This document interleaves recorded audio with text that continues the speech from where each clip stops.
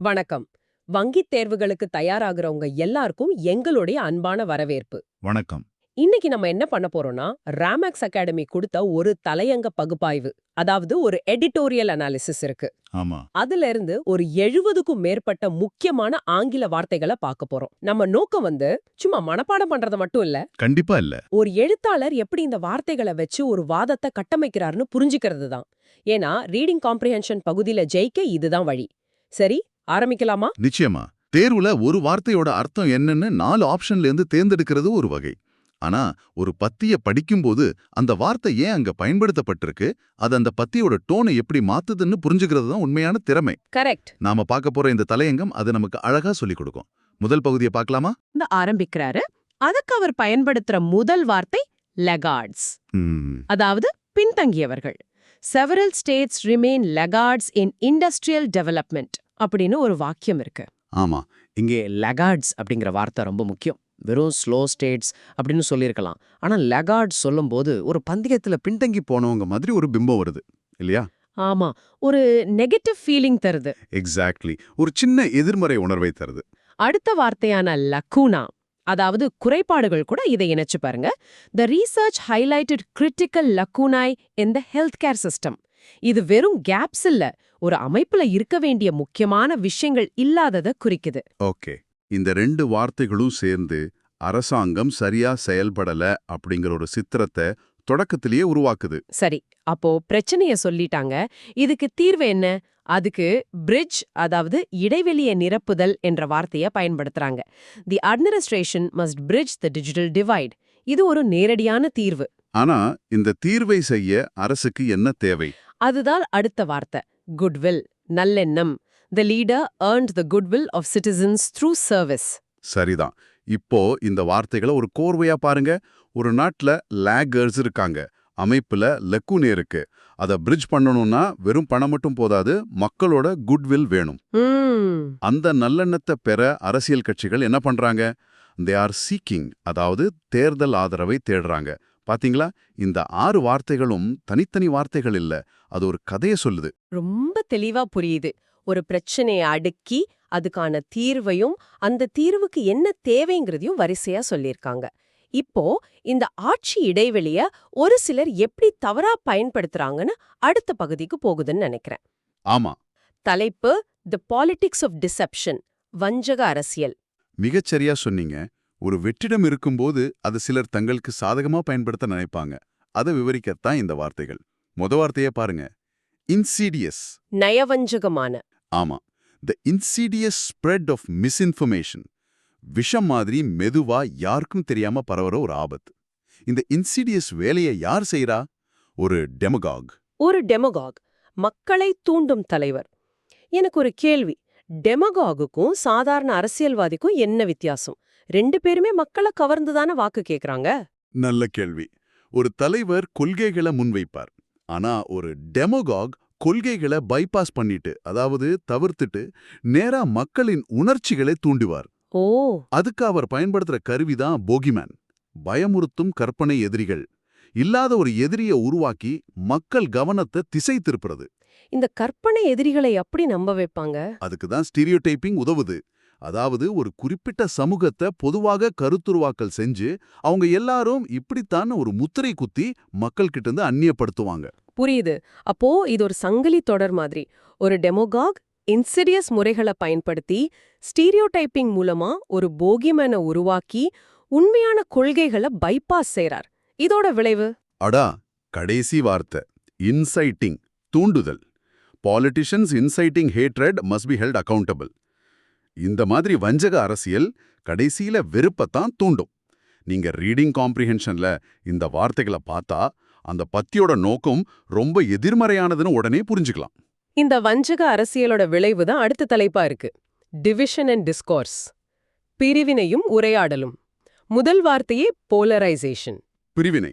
ஆமா, social media has accelerated political polarisation.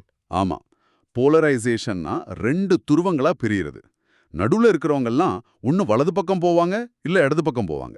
இந்த நிலைமையில முறையான டிஸ்கோர்ஸ், அதாவது ஒரு உரையாடல் சாத்தியமே இல்ல. டிஸ்கோர்ஸ்னா அது வெறும் பேச்சு இல்ல. இல்ல, அது ஒரு ஆழமான அர்த்தமுள்ள விவாதம். ஆனா பிரிவினை இருக்கும்போது விவாதம் நடக்காது, சண்டை தான் வரும். அப்படிப்பட்ட ஒரு சூழல்ல ஒரு சமூகம் என்ன ஆகும்?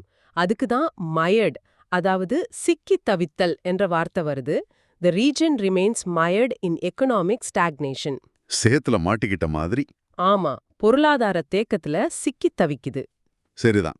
இந்த தேக்கத்துக்கு ஒரு காரணம் கம்யூனல் பாலிடிக்ஸ், வகுப்புவாத அரசியல்.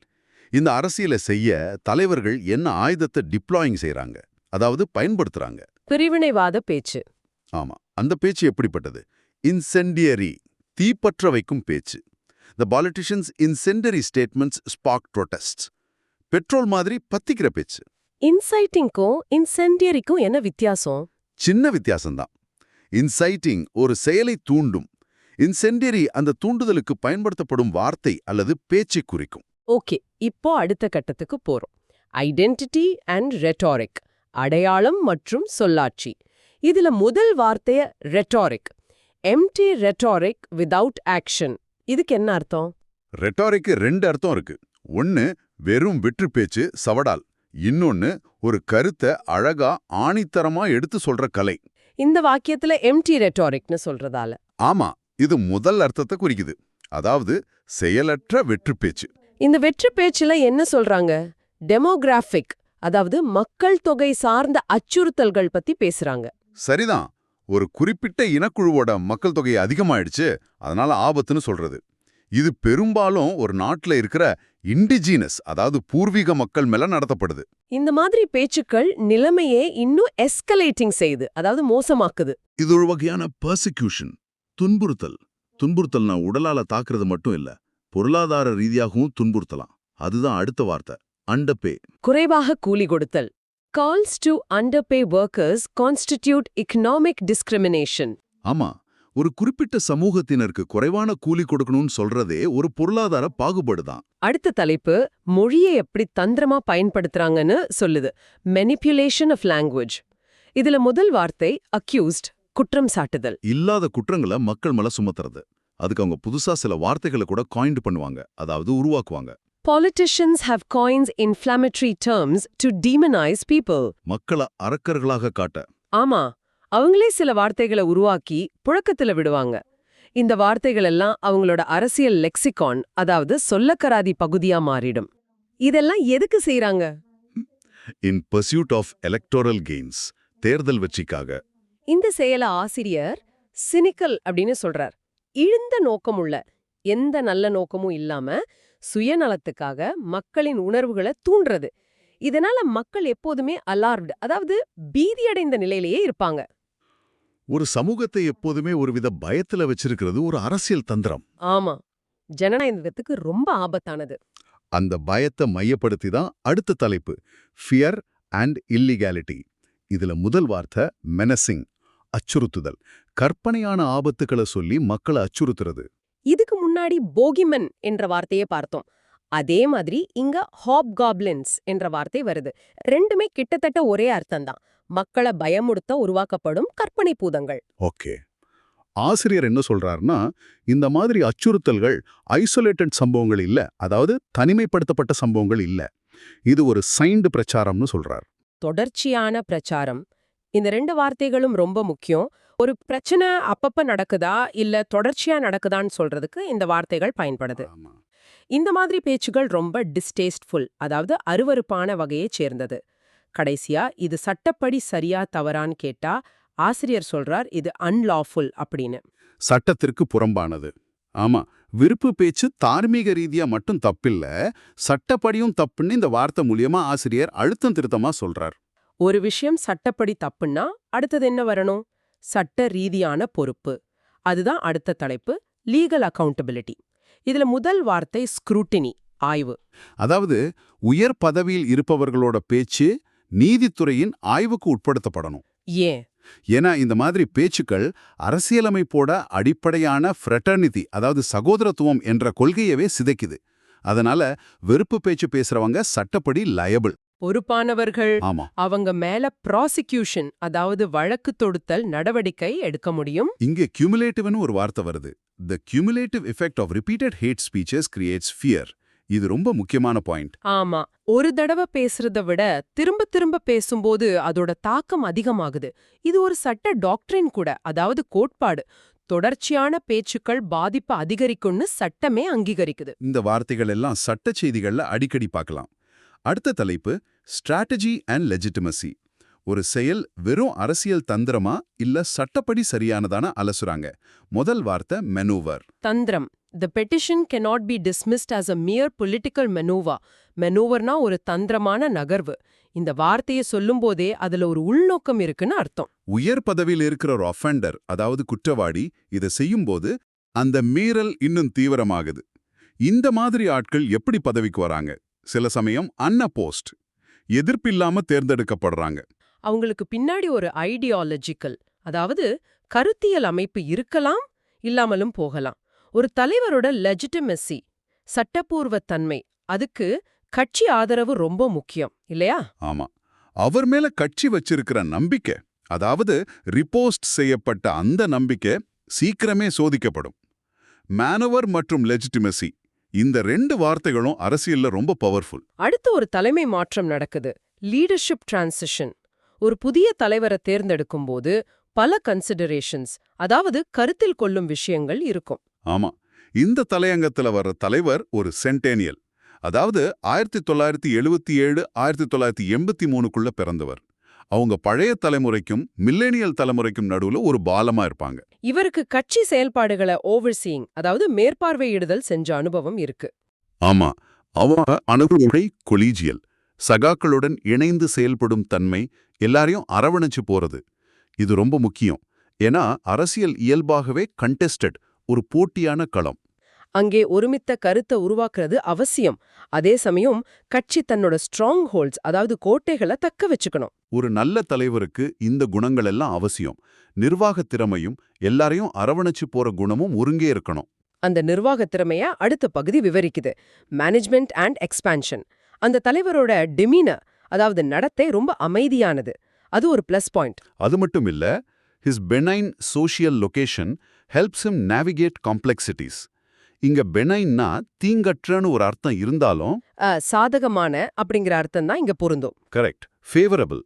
அவருக்கு சாதகமான சமூக பின்னணி சிக்கல்களை எளிதா கையாள உதவுது. அவர் கட்சிக்குள்ள ஒரு தலைமுறை மாற்றத்தை இஃபெக்டிங் பண்ணிட்டு இருக்காரு, அதாவது நடைமுறைப்படுத்துதல். ஆனா அவருக்கு முன்னாடி 2 பெரிய சவால்கள் இருக்கு.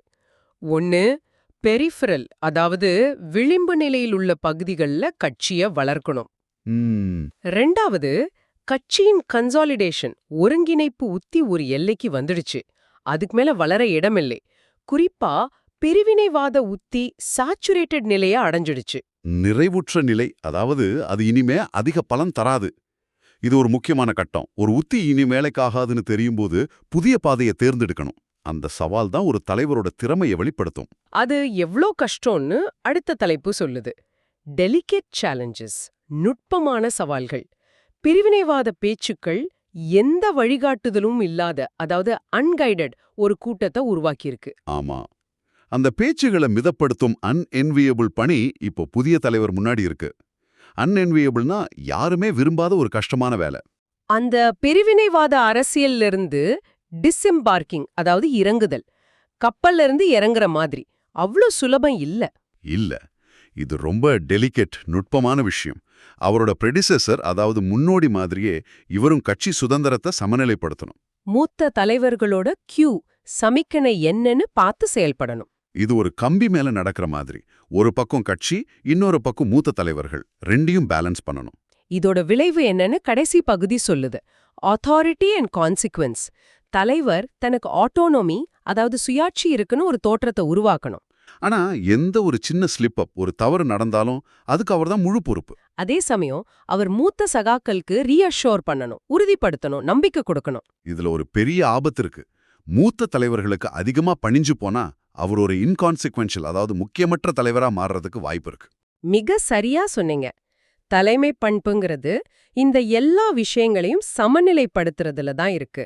சுயாட்சி, பொறுப்பு, நம்பிக்கை, முக்கியத்துவம், இது எல்லாத்தையும் ஒருங்கே நிர்வகிக்கணும். அப்பா, கிட்டத்தட்ட 70 வார்த்தைகளை ஒரு கதை மாதிரி பார்த்திருக்கோம். ஆமா.